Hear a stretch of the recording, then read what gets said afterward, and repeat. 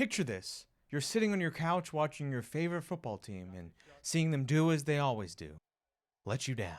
God damn it!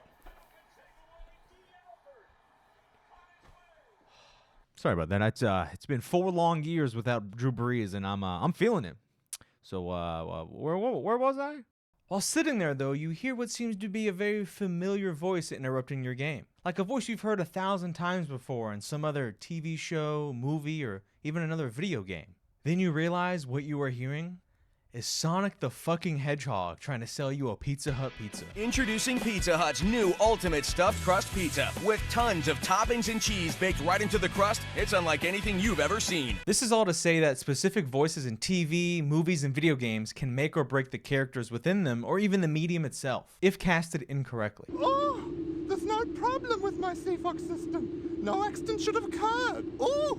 Whether it's the attachment to that voice that draws you in as it is something familiar to you, or the amazing presence that voice can have that makes you want to keep coming back for more. This is very common in the mediums listed, as they all have that visual aspect to them that helps keep our brain rot neurons firing as we are trying to stimulate our brain with colors and moving things. What about the mediums that don't have visuals? Radio, the dying medium it is, has to be able to engage you based on the vocal talent of the performer and the charm of them. And you fill in the gaps with your imagination on what they could look like and what they are talking about while performing. But what about a medium that doesn't have visuals at all, most of the time? Books rely on you to read and imagine everything that is happening in your own head. You are the director, the narrator, and the characters in the story. Your mind alone has to picture everything that is happening and going on. As much as I make fun of it in my last 2 videos that I think you should also go check out, after this one, I do enjoy reading, honestly. I used to read on the bus going to and from school. My book of choice, of course, was Warriors, which is about a bunch of wild house cats that have clans and fight in the wild and, fight over territories. And, oh yeah, there's also like cat heaven and cat spirits, and there's also like a cat hell, but, yeah, I think I might have lost you there now. Books allow my imagination to run wild with everything I'm reading on the page, picturing it in detail like it is coming off the page itself right into the real world. The thing is, it takes time to sit down and actually read. You have to make the effort to go out of your way and sit down, open the book, and then lock in. Or you risk your brain just wandering about while reading, and before you know it, you've reread the same page 3 times and you still don't know what the fuck is happening. There is a limited amount of time everyone has, and sometimes reading isn't the thing people want to spend that time doing. You can do it on the go, like if you're taking public transportation, but what if you were driving? Can't exactly read and drive, especially if things are getting a little spicy in the book, if you know what I mean. But devastatingly gentle on my hips as he slid down between my thighs and feasted on me, stopping only after I shuddered and fractured. There is one solution for this though, and they are called audiobooks. And just like with shows, video games, and movies, the voice actor and writer can make or break it, but let me tell you this, guys, this shit fucks. That's why I'm here to tell you audiobooks are rad, and here's why.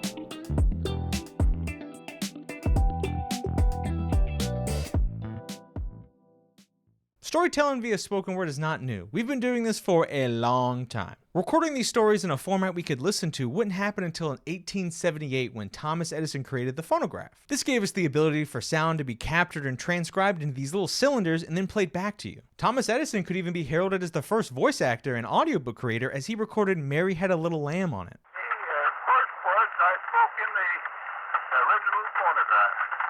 A little piece of practical poetry.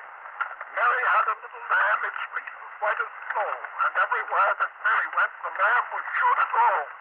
They did have their limits though, as they could only record a max of 4 minutes, which is a far cry away from a whole book's worth, but it was a start. Fast forward to the era of radio and you can now live perform books and stories to the masses. A notable book that was read on air, while not the first, was Orson Welles' War of the Worlds in 1938 by Welles himself. It wasn't the first, but it was the first one to be dramatized, as it was broadcast as if it was breaking news and had sound effects to go along with it that added some spice to the reading. Now they're lifting their metal hands. This is the end now. The broadcast was so realistic and believable that some people allegedly thought it was actually happening. This technically isn't an audiobook as it was transmitted live. It does go to show that with a good voiceover, you can make people believe in science fiction and maybe even go a little crazy. Today with audiobooks, we're just limited to the space available on our phones. I myself have an audiobook on my phone that is 40 hours long. But my first experience with audiobooks was in the 3rd grade. My class had an audiobook CD of a book called The Stone Fox. This was a book about a kid and his dog entering during a sled race, where the goal was to win the $500 prize and save their grandfather's farm, which was, currently being foreclosed due to unpaid taxes. So, Grandpa really slacking, you know what I'm saying? Teaching kids the valuable lesson to pay taxes on time early, aren't we? Also, spoiler alert, the dog does die in the book due to his heart giving out on him during the race. And then the kid just drags his body over the finish line to win? Like, what the fuck are we doing, guys? Why is there so many books that end with the dog dying? Old Yeller, where they put him down, Old Yeller style.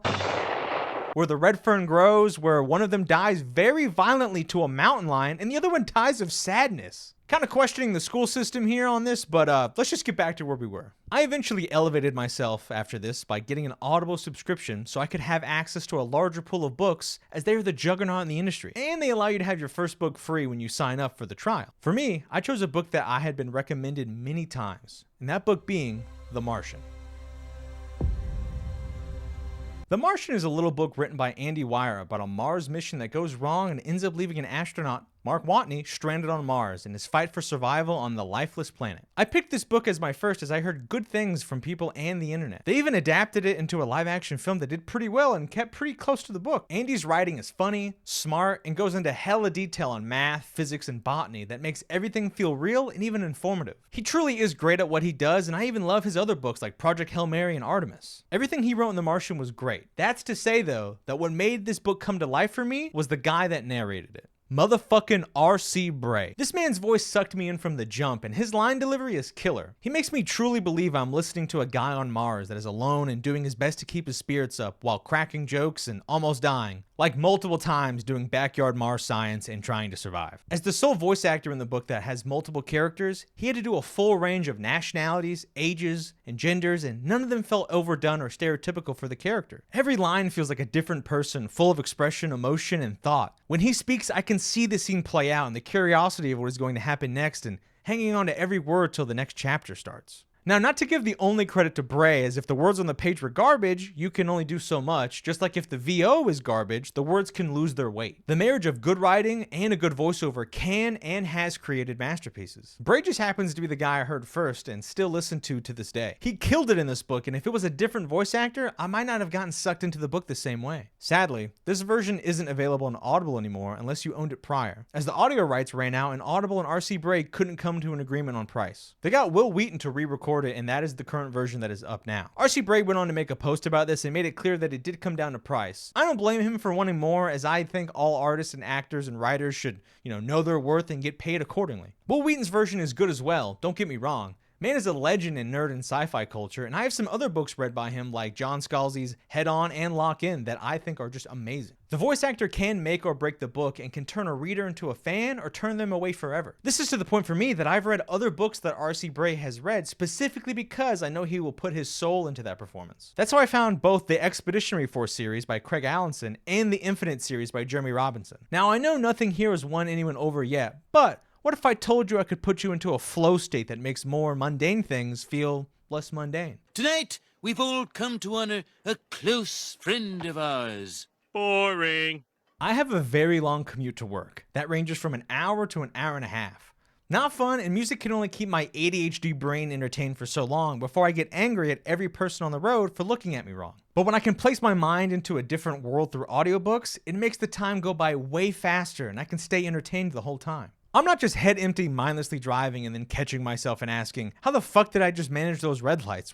Where am I? An example of this is that I finished all of Stephen Fry's Heroes in a single road trip to see my dad. It made the whole 8 hours there and back feel like nothing at all. That's the power of a good audiobook. I also listen to them when I cut the grass and do chores around the house. In a way, it makes me want to do more mindless work so I can keep listening to the book. As if I wasn't doing a task, I would be less likely to listen to the audiobook. We all need that stimulation to keep the minds going. Audiobooks have even helped me on my weight loss journey, as while on the treadmill, I get to hear words about other worlds and just walk along to it. This might not be the case for everyone at the gym, as they probably are just blasting music, but it has helped me greatly. A big complaint I know is that not everyone can listen to the same voice on a book for large durations. Even if that person can simulate other voices and has a large range, it doesn't help everyone. Sometimes you just want a little more. Sometimes you need to be able to fully transport into that world with new voices and sounds to accompany it. And audio dramas fit that need perfectly. Is it me? Am I the drama? I don't think I'm the drama.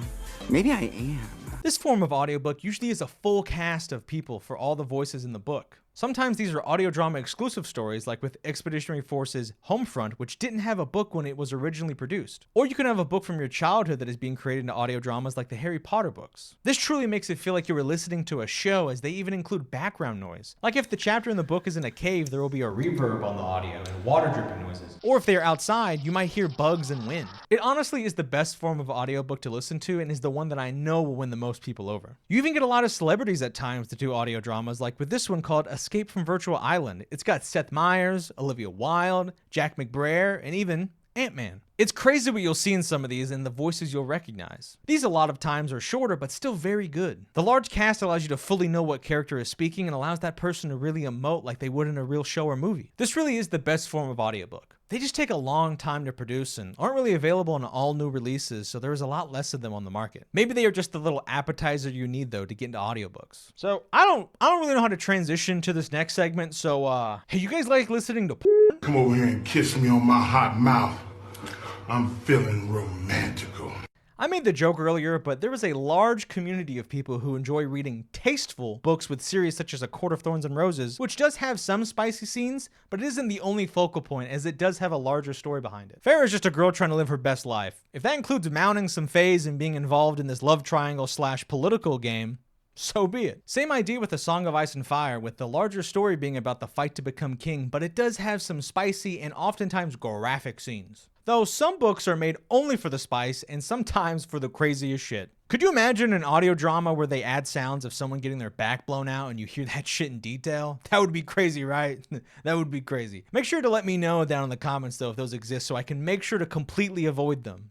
Some books, though, I feel are only for the spice, like a specific book that I only found out due to my wife's book club called Lights Out, which, let me tell you, is absolutely unhinged. Let me read you a specific line from this. Hopefully YouTube doesn't smite me down for this. The round tip of the knife handle presses against my folds, just shy of my entrance, and I shifted enough that I was properly lined up. Here went nothing. Taking a deep breath, I lowered myself onto it. It was different from the vibrators I was used to. For a start, it was colder. It was also stiffer, unforgiving inside of me as I sank all the way to the mattress. I let out a shaky breath, adjusting to the feeling of an honest-to-God knife handle buried deep in my pussy. Hey yo, y'all some freaks! Either way, if you want to enjoy eargasms while you work around the house or drive to work, or hell, even while at work, then audiobooks got you there. Make sure though to bring a towel, because some of these books could be water rides in disguise. Sign is real simple, B. It says wrap it up. Wrap that shit up, B. While we derailed there at the end, I hope I was able to pass on the idea that listening to audiobooks can be fun, engaging, a time killer, and even help motivate you on your drives and chores. They've helped me get through books I've always wanted to read like The Martian, and to reignite my passion for stories rather than just shows and movies, which have been letting me down as of late. I'm looking at you, Stranger Things Season 5. What the fuck was all that? This turned into a real Sherlock Season 4 situation, didn't it? Well, add it to the list of failed season finales. I mentioned that I use Audible for my audiobooks, but I did get that there is a cost with that one, so I want to give some other recommendations. Such as Spotify. If you currently have Spotify, they also have audiobooks that are just starting to pop up on there, and they're a good bang for the buck considering that if you're already using it for music. They got one called Libby, which you can use as long as you have a library card, which those range from anywhere from $6 to $25 for the year. Or even if you want completely free, there are people out there just reading and throwing audiobooks on YouTube, which is just crazy. And I applaud all of them for this. And you know, there's there is always the other way. And lastly, for recommendations on the way out. Obviously, The Martian and anything written by Andy Weir. If you are into Greek mythology, Stephen Fry's 4-book series starting from the Age of the Titans till the Odyssey is fantastic and I can't recommend enough. If you're feeling a little nostalgic though and you want something like Harry Potter, I recommend Andrew Rowe's Arcane Ascension, which has a large magic system and a school the characters go to that feels very refreshing. And finally, if you are wanting a massive space opera, Expeditionary Force by Craig Allenson, where you can hear R.C. Bray play as an alien beer can. That will make way more sense if you actually listen to the book. I hope to have more videos out in the coming year, as I have more in the pipeline, but please go check out my last 2 videos in the meantime. I have a pretty big one cooking that I had to shift over for this one, but it will come out with time. As well as you'll be seeing a 2025 movie wrap-up video later on this month. And with that, I hope to see you all next time.